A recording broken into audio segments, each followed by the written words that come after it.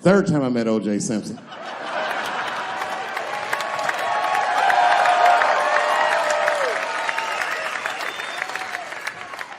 Third time I met O.J. Simpson, I was doing great in life. I just finished the second season of Chappelle's show. Man, those were good days. I was playing a comedy club in Miami, the Improv. I don't know if you've ever been, but if you have, you'd know. The door for the green room is right on the stage. Can you imagine such a thing? If I walked out of the door of the green room, bam, I'm just right here. It's right from the dressing room. And I did that. I walked out, and the whole crowd was like, hooray! And I looked, ma'am, as close as you are to me, I saw him as soon as I came out, the juice. And I saw recognition in his eyes, and it filled me with pride that he knew who I was. I didn't acknowledge his presence because it was a white audience, and I didn't want to start a panic.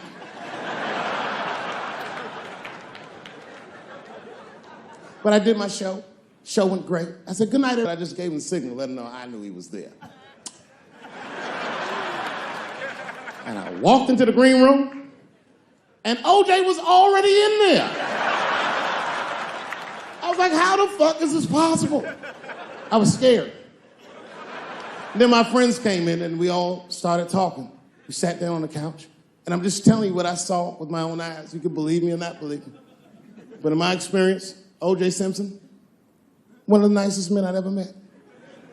He was nice to me. He was nice to my friends. The conversation was filled with warmth and levity, humor, and wisdom. We talked for 90 minutes, and then suddenly the Jew said, you know what? I've got to be going. But it's good to see you again, and I'm glad things went so well. I said, thanks, Juice. And my friend said, yeah, goodbye, Mr. Juice. They're new to the game.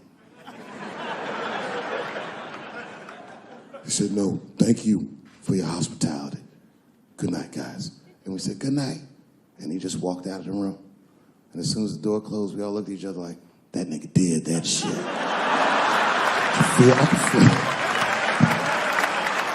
I could feel like murder in the room. Well, you young heads missed that shit. You all too young, you don't remember that. How old are you, young man? You. 24, you don't know shit. You don't know shit. You gotta Google shit that I lived through. See, this is why I lock motherfuckers' phones up. Seriously. Because the young kids, you guys, look, you need to take a break from that. We all need to break just from that technology, just for a minute.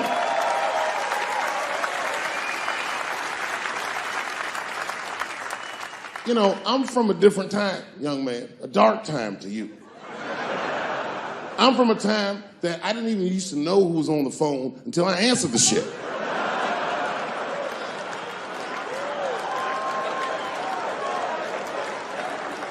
Like when tragedy used to strike. I remember I was 12 years old and the teacher wheeled a television set into the classroom. You remember these days? And she turned it on to one of 3 channels. And she said, class, the space shuttle is taking off and we're all gonna watch it take off. Man, that shit was going great for like 3 to 5 minutes. That's right, you remember, it fucking exploded. Everybody on board, dead, immediately presumed dead. It was so bad, the teacher looked at all the kids and was like, you can go home. It's a goddamn national tragedy. This was Cold War America. The Russians were laughing at us.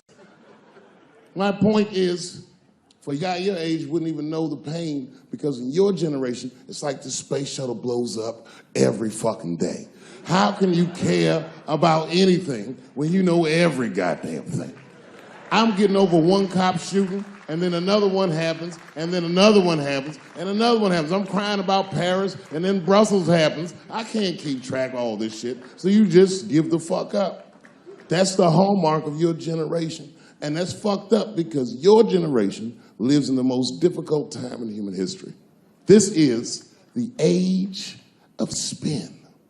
The age where nobody knows what the fuck they're even looking at. Did you know that Planned Parenthood was for abortions? It's for people that don't plan things out at all.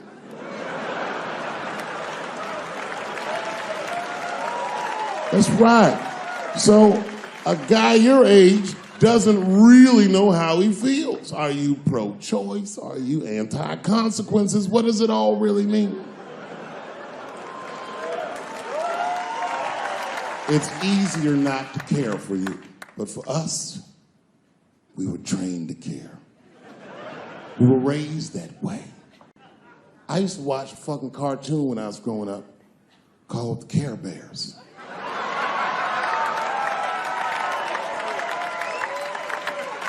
It was about a fucking group of teddy bear people.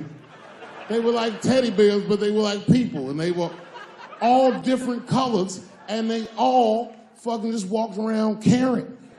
They cared about each other and everything else.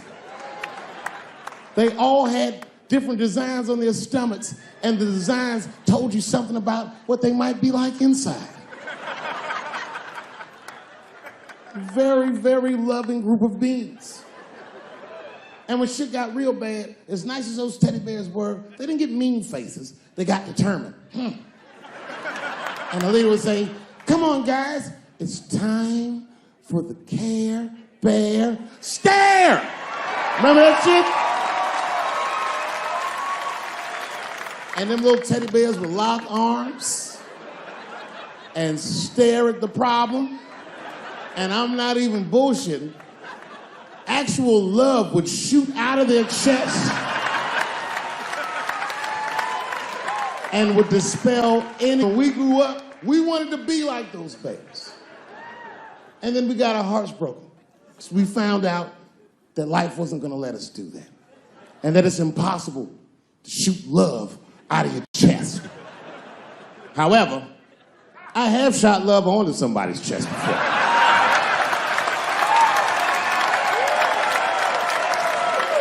I do it all the time. It's the next best thing.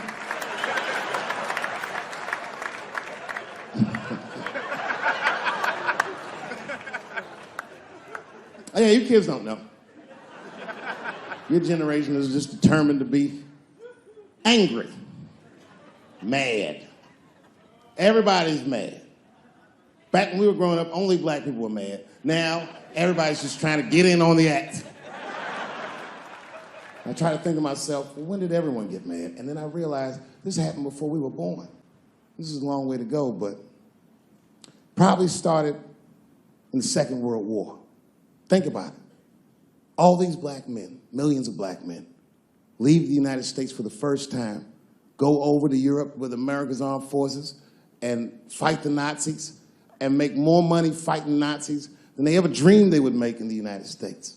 And a lot of those men, while they were in Europe, just to be real, not to be crass, a lot of them probably got their dicks sucked. Gentlemen, this was World War II Europe, and these were desperate times, and penises were being sucked for shoelaces and chocolate and very frivolous things. And it's very hard to come back to America and sit on the back of the bus after you've been in the south of France getting your dick sucked for a Crunch bar or some crazy shit like that. That's a life-changing experience. And while that was happening in Europe, here in America, for the first time, women entered the workforce en masse by the millions. All the men were gone. Someone had to run the factory. The ladies did it. That's right. This was the first generation of American women to have independent income en masse. And when the men came back, the women weren't the same. American women had grown. They were uttering phrases that no woman on earth had ever spoken before. Things like no and shut the fuck up and I don't feel like it.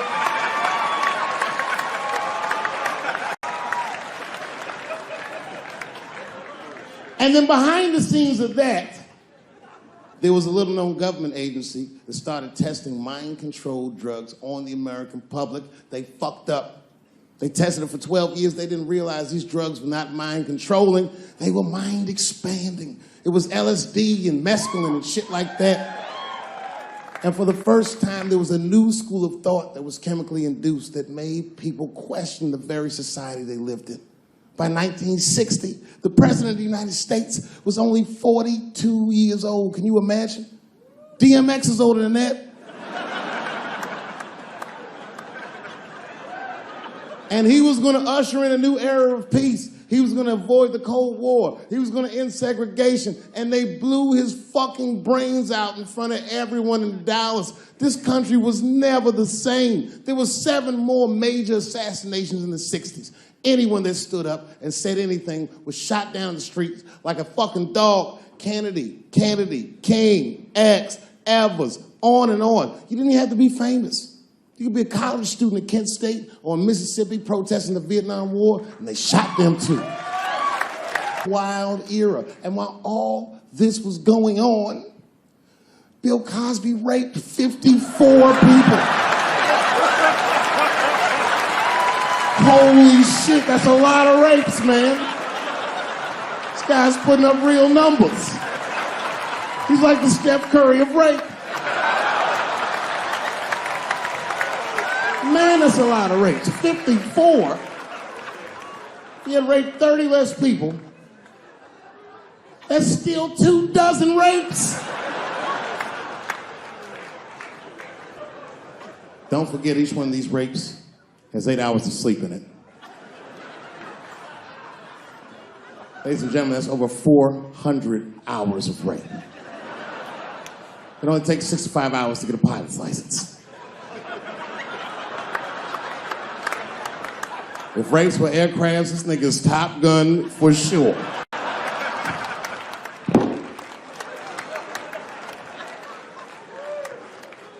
Yeah, that's a tough one. You know, and I was on stage not too long ago. I was in Syracuse, New York. Yeah, well, yeah, for Syracuse, but the show didn't go so good. All because I was talking about Bill Cosby a little bit. Not a little bit, I'll be honest. Talked about him for like maybe 25 minutes. And a woman stood up in the back of the room and she screamed out, "You are a fucking asshole for saying these things." I know. Instantly, I felt, like bad. Not bad about what I was saying. I just felt bad, like, oh, that's too bad she doesn't like the show. I didn't realize it at first. But not only did she say that, she was rushing the stage. By the time I just saw this shadowy figure fucking charging up the aisle towards me in full fight mode. I was horrified. I said, oh my God. I'm gonna kick this bitch in the face.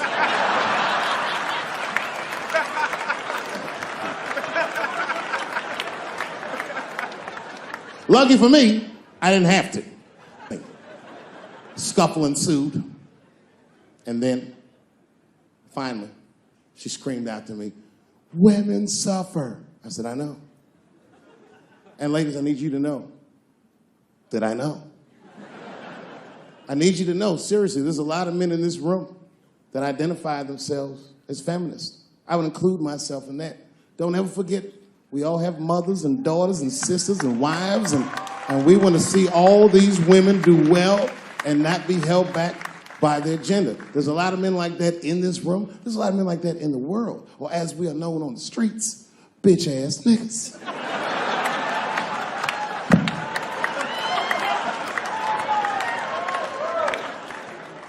But as this woman was wrestling and screaming at me, I started to take offense. And I'm gonna be honest, race was involved. She was a young white woman.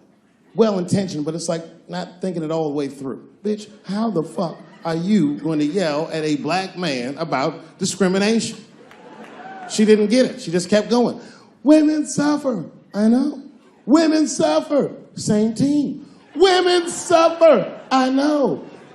And this is where she went too far. We suffer just like you. Slow your roll, bitch. Me. Not like us. She goes, suffering and suffering. What's the difference? I said, come on, white woman, you know what it is. You was in on the heist, you just don't like your cut.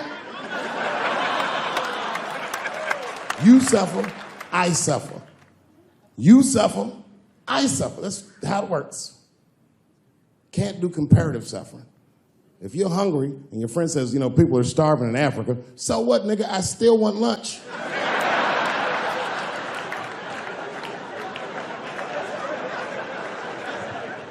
Black people know about comparative suffering, and you know this is a fucking dead-end game. Blacks and Jews do that shit to each other all the time.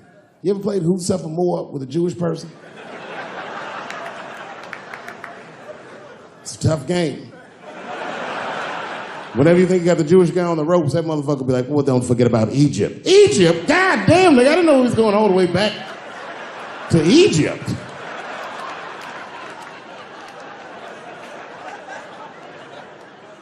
What the fuck is wrong with her? What does she think? Does she think that I don't know that rape is wrong? Does she think that maybe I don't have empathy for Bill Cosby's alleged victims? And I would be remiss if I didn't remind you that technically these are all still allegations.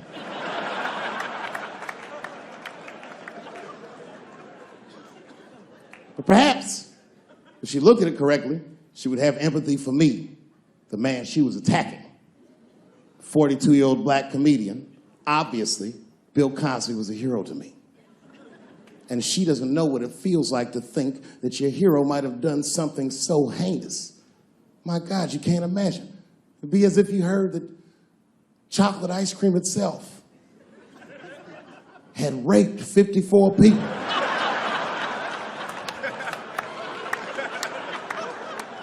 You'd say to yourself, oh man, but I like chocolate ice cream. I don't want it to rape.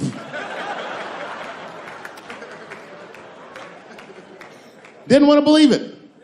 At first, I didn't believe it. I was like, man, these people are obviously trying to destroy Dr. Cosby's rich legacy. Even 34 allegations into it, I was still like, man, probably only raped 10 or 11 of those people. I know.